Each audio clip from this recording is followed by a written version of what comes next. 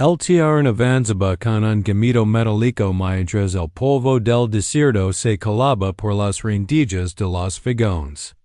Para muchos pasajeros, aquel viaje al oeste significaba oportunidad.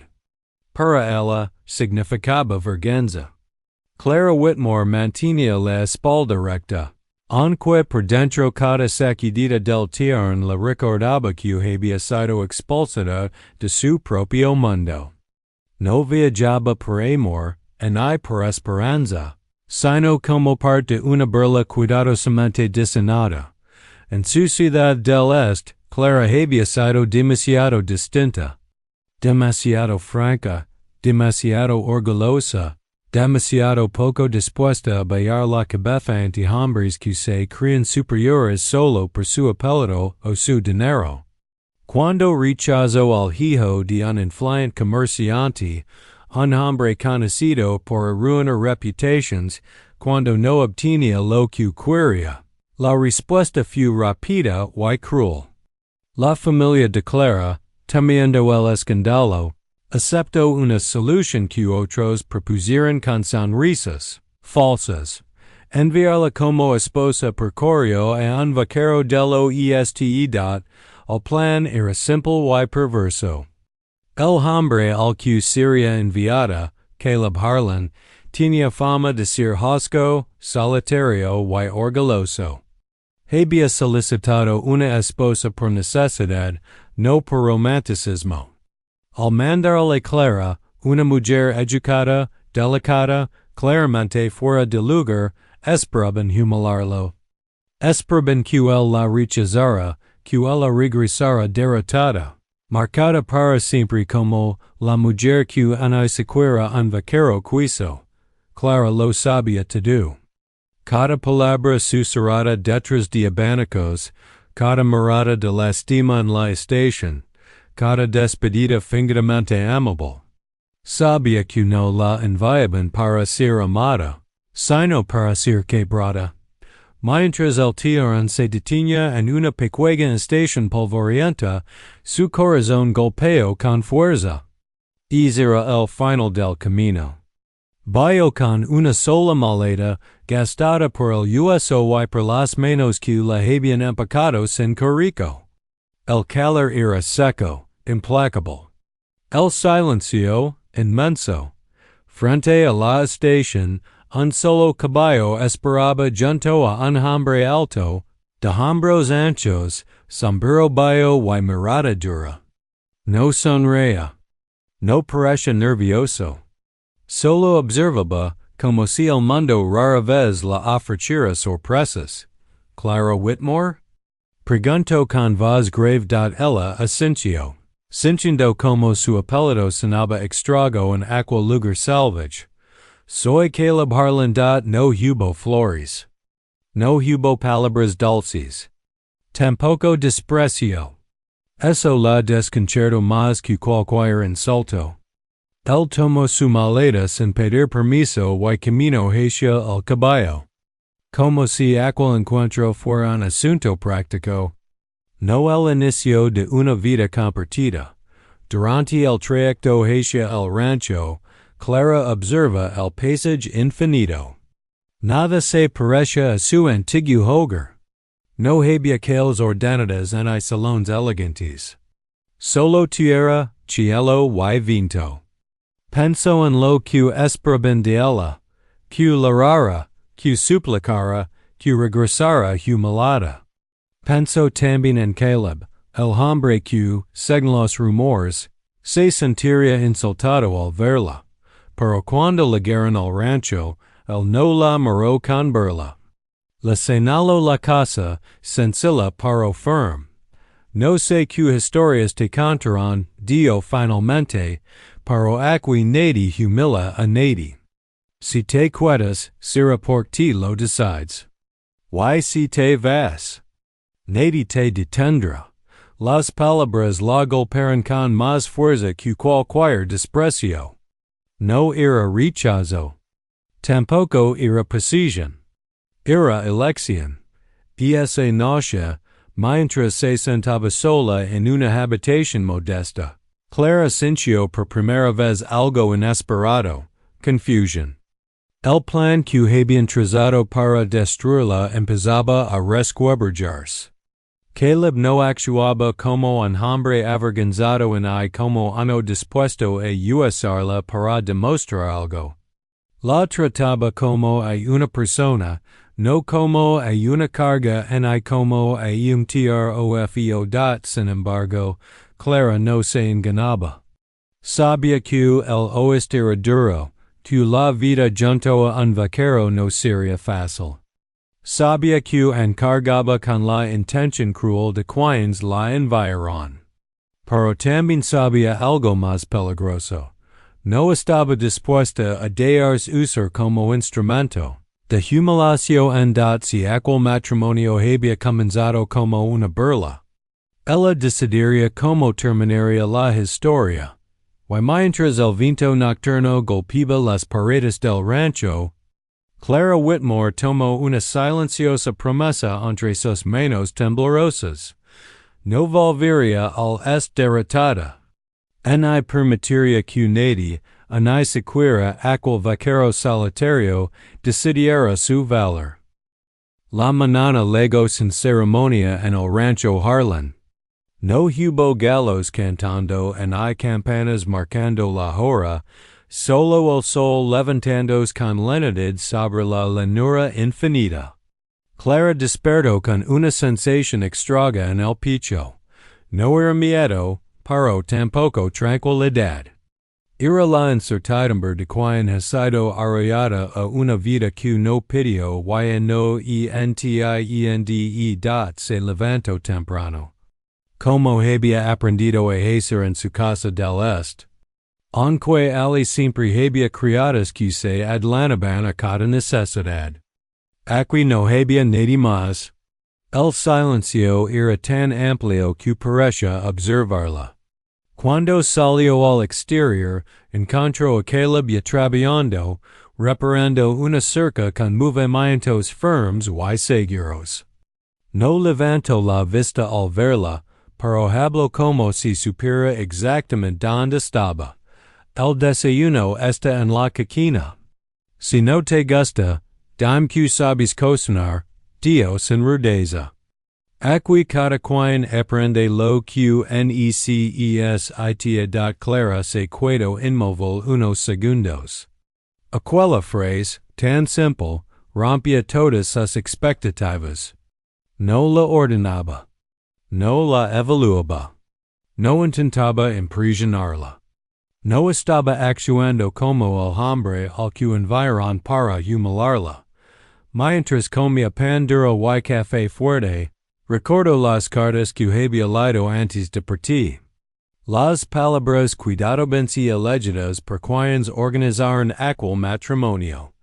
Un hombre tosco, sin modales, no saber qué hacer contigo. Todo había sido diseñado para que ambos se sintieran avergonzados. Pero Caleb no parecía consciente del juego. O quizá lo era, y simplemente se negaba a participar. Durante los días siguientes, Clara observa con atención. Caleb hablaba poco, pero cada palabra tenía peso. No hacía promesas vacías ni intentaba demostrar su hombría con gestos exagerados. Cuando ella se equivocó al intentar lavar ropa en el río y terminó empapada, él no se rió. Solo le explicó, con paciencia silenciosa, cómo hacerlo mejor la próxima vez. No nací sabiendo nada, tío. Nadie debería esperar eso de ti. Esa frase quedó grabada en la mente de Clara. En el Este, siempre se había esperado perfección de ella. Sonreír cuando debía, callar cuando convenía, aceptar decisiones ajenas como si fueran propias. Aquí, por primera vez, nadie parecía esperar que fuera algo distinto a una mujer aprendiendo a sobrevivir. Sin embargo, la distancia entre ellos seguía siendo evidente. Dormían en habitaciones separadas.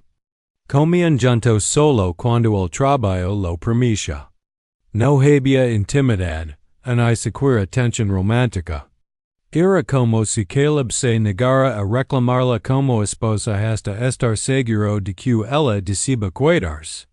Una tarde, mientras reparaban el techo del establo, Clara finalmente habló. ¿Sabes por qué me enviaron aquí, verdad?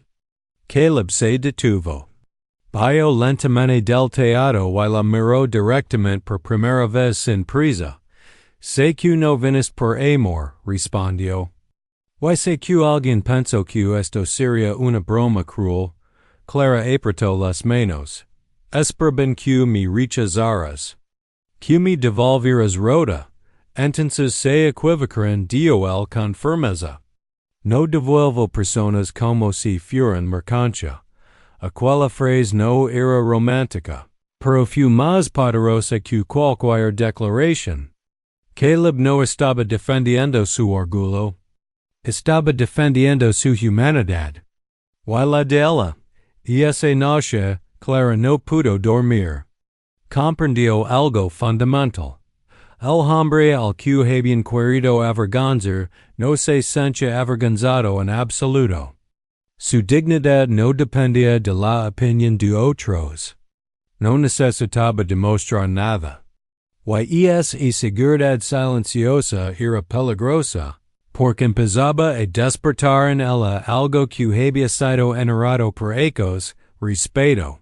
Sin embargo, el pasado no se disuelve tan fácilmente. Un día llegó una carta del Este. Clara reconoció la letra de inmediato. La abrió con manos temblorosas. No contenía disculpas ni preocupación, solo advertencias disfrazadas de cortesía, recuerda tu lugar. No olvides de don vines, no crees que perteneces allí. Caleb la encontró sentada. La carta arrugada en el puño. No tienes que cuidarte, dijo con calma. Si es mundo todavía te llama, te ayudaré a regresar. Clara lo miró, sorprendida. ¿No te importa lo que digan? Que digan que no fue suficiente para retenerme. Él sostuvo su mirada sin titubear. No vivo para convencer a nadie. Y no quiero una esposa que se cuide por obligación. En ese instante, Clara comprendió la verdad más inquietante de todas. Nadie la estaba reteniendo. El castigo que había sido designado para quebrarla se estaba convirtiendo, lentamente, en una puerta abierta. Para una puerta abierta exige una decisión. Y Clara no sabía si estaba lista para cruzarla, mientras el sol se ocultaba tras las colinas. Ella sintió el peso de la elección aproximarse. El Oeste no la había rechazado. El vaquero no la había humillado. Y por primera vez el destino no parecía una sentencia, sino una pregona. El cambio no llegó de golpe. No hubo un día exacto en que Clara despertara convertida en otra persona. Fue algo más lento, más profundo, como la tierra del Oeste que se endurece con el sol para se vuelve fértil cuando aprende a retener el agua. Al principio, cada amanecer era una lucha silenciosa entre lo que había sido y lo que estaba empezando a ser. Clara aprendió a levantarse con el sol. Sus manos, antes suaves y cuidadas, comenzaron a endurecerse. Al principio le dolían los dedos al sostener las riendas, al clavar un clavo, al cargar cubos de agua. Pero Caleb nunca se burló de su torpeza. Tampoco la elogió en exceso. Simplemente le enseñó, una tarea a la vez, como si confiara plenamente en que ella aprendería. No te apures, la decía. La fuerza liga sola cuando la necesidad es real. Aquellas palabras se quedaron con ella. Durante ecos, Clara había sido fuerte de una manera distinta, resistiendo humillaciones, sonriendo para sobrevivir, tragando la rabia para no ser castigada. Esa fortaleza invisible nadie la había reconocido jamás. Aquí, en cambio, su esfuerzo tenía un propósito tangible. Cada cerca reparada, cada comida preparada, cada día superado sin rendirse era una victoria silenciosa. Poco a poco, los trabajadores del rancho comenzaron a mirarla de otra forma. Ya no como la esposa enviada por correo, ni como la dama fuera de lugar. La veían traballar, equivocarse, aprender y volver a intentarlo. Cuando uno de ellos murmuró un comentario despectivo sobre las mujeres del Este, Caleb lo detuvo con una sola mirada. Aquí se respeta a quien trabaja Dio. Y ella trabaja más que muchos. Clara no escuchó esas palabras directamente, pero sintió el cambio. Las miradas dejaron de ser curiosas y se volvieron respetuosas. El Oeste no le regalaba nada, pero tampoco le quitaba lo que se había dado un día. Durante una visita al pueblo cercano, Clara sintió el viejo nudo en el estómago. Algunas mujeres la observaron con interés mal disimulado. Sabían quién era. Sabían cómo había llegado. Una de ellas susurró algo que Clara no alcanzó a oír, pero el tono era suficiente. Por un instante, la vergüenza amenazó con regresar. Entonces ocurrió algo inesperado. Clara sostuvo la mirada de aquella mujer. No bajó la cabeza. No aceleró el paso. Sonrió, no con arrogancia, sino con seguridad. Fue un gesto pequeño, pero cargado de algo nuevo, certeza. Y esa noche, se dio cuenta de que ya no pensaba en el Este como su único hogar. Los recuerdos seguían allí, pero habían perdido poder. Ya no definían quién era. El castigo había fallado porque ella se había negado a romperse. Las cartas, sin embargo, no dejaron de ligar. Al principio eran frías. Luego se volvieron inquietas. Preguntaban por su estado, por su matrimonio, por su disposición a regresar. Clara comenzó a notar el cambio en el tono. El desprecio había sido reemplazado por incomodidad. No habían esperado que se adaptara. Mucho menos que prosperara. Caleb nunca le preguntó por el contenido de las cartas, pero una noche Clara se las mostró. No para pedir ayuda, sino para compartir la carga. Sabían que sigo siendo la misma Dio.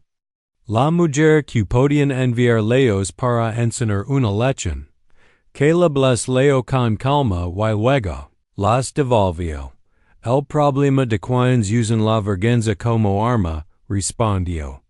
Es que nunca saben qué hacer cuando deja de funcionar. Y esa frase fue un punto de quiebra. Clara entendió que no necesitaba demostrar nada al Este.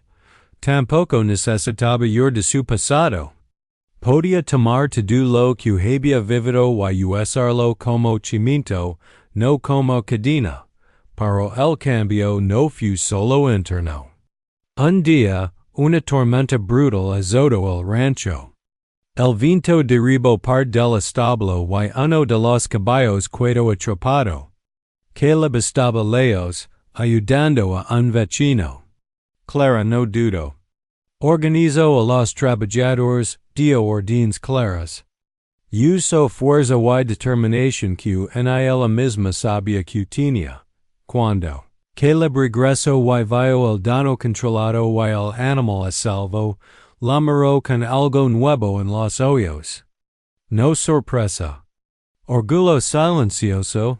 Tomaste el mando, Dio. Haz lo que había que hacer, respondió ella. Eso es el iderazgo. Esa noche, por primera vez compartieron una conversación más larga junto al fuego. No hablaron de amor. Hablaron de decisiones, de pérdidas, de lo que cuesta construir algo que valga la pena. La distancia entre ellos seguía allí, pero ya no era fría. Era respetuosa. Cargada de posibilidades y la idea clara comprendió algo crucial. El matrimonio que había comenzado, como una humiliación no la había definido. Ella lo había redefinido. Y eso era precisamente lo que más temían quienes la habían enviado, porque una mujer que transforma la vergüenza en fuerza, es una mujer que ya no puede ser controlada. El regreso del pasado no llegó con gritos en amenazas abiertas. Llegó montado en un carruaje pulido, con ropa elegante y palabras cuidadosamente medidas. Una mañana, mientras el rancho despertaba, un visitante inesperado cruzó el camino polvoriento y se detuvo frente a la casa de Clara. Fue la primera en verlo. Su corazón se encogió antes de que su mente pudiera reaccionar. Era Thomas Whitmore, su primo, el mismo hombre que había firmado los acuerdos que la enviaron al Oeste con una sonrisa condescendiente. El emisario perfecto del mundo que había decidido su destino sin pedir la opinión. Caleb salió de la casa y se colocó a su lado sin tocarla, pero sin dar espacio entre ambos. No fue un gesto protector exagerado, sino uno firme, territorial de una forma tranquila. Buscó a Clara Whitmore, dijo Thomas. Vengo con asuntos familiares urgentes. Clara dio un paso al frente. Habla, respondió. Aquí no hay secretos. Thomas sonrió con incomodidad. No esperaba encontrarla erguida, vestida de trabajo, con la mirada clara y sin rostro de sumisión. La situación ha cambiado, comenzó. Hay problemas legales. Tu ausencia ya no es convenient. La familia considera apropiado que regreses. Considera apropiado. Las mismas palabras que habían usado para enviarla lejos. Caleb escuchó en silencio. No interrumpió. Pero algo se tensó en su mandíbula. Cuando Thomas terminó, el silencio se volvió pesado. ¿Eso es todo? Preguntó Caleb finalmente. Thomas lo miró con una mueca apenas disimulada. Este asunto es entre familia. Caleb dio un paso adelante. Ella es mi esposa. No fue un grito. Fue una declaración de hecho. Clara sintió como algo se afloyaba y se tensaba al mismo tiempo dentro de ella. Thomas insistió durante días. Habló de comodidades de reputación, de un lugar adecuado para una mujer. Clara escuchó sin interrumpir. Ya no se sentía intimidada. Veía las gritas en el discurso, la desesperación oculta bajo la cortesía, una náusea. Thomas fue más directo. No perteneces aquí, le dijo. Este hombre te retiene por conveniencia. Antes de que Clara respondiera, Caleb habló desde la puerta. Puede ir mañana, dijo con voz firme. Y si vuelven, señor, que ella no tiene elección, no responder con palabras. Thomas entendió el mensaje. Pero antes de irse, lanzó la última carta. Si te quedas, perderás todo lo que eras. Y esa frase resonó en Clara toda la noche. ¿Había perdido algo? ¿O lo había ganado? Al amanecer, tomó una decisión. Preparó una pequeña bolsa. No para llorar, sino para confrontar la verdad. Caleb la observa en silencio.